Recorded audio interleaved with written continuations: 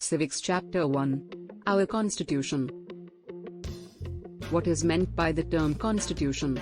3 or name the 3 organs of the government that are being regulated by the Constitution. 1. Constitution is a comprehensive document containing the set of rules that describe the rights and duties of its citizens and the manner according to which the governance of a country is to be carried out. The aim of a constitution of a nation is to ensure smooth governance for the welfare of its citizens. Further, it protects the interests of the citizens by restraining the government from taking arbitrary decisions. The principles of the Constitution distinguish a constitutional or democratic government from an absolute monarchy or a dictatorship. It regulates the position and powers of the 3 organs of the government: the legislative, the executive and the judiciary, and states how they are interrelated.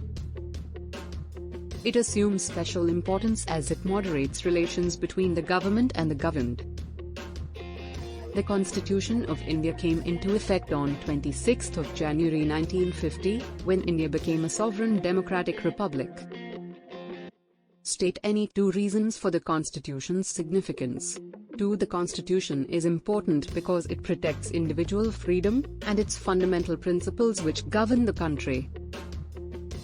The Constitution places the government's power in the hands of the citizens. It limits the power of the government and establishes a system of checks and balances.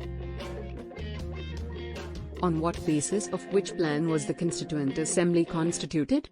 1. The Constitution of India was drafted by the Constituent Assembly, and it was implemented under the Cabinet Mission Plan on the 16th of May 1946. Which body framed the Constitution of India? 1. The Constituent Assembly is the constitution-making body that framed the Constitution of India. Name 3 prominent members of the Constituent Assembly. 2. The 3 prominent members of the Constituent Assembly were Lord Pethick Lawrence, Sir Stafford Cripps, Mr. Alexander.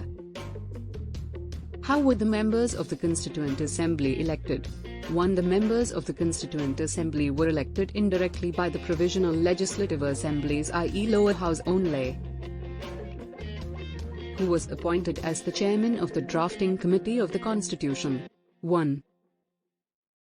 Dr. Bhimrao Ambedkar was the chairman of the Constituent Assembly's drafting committee, which was set up on August 29, 1947. Who was elected as interim president of the Constituent Assembly?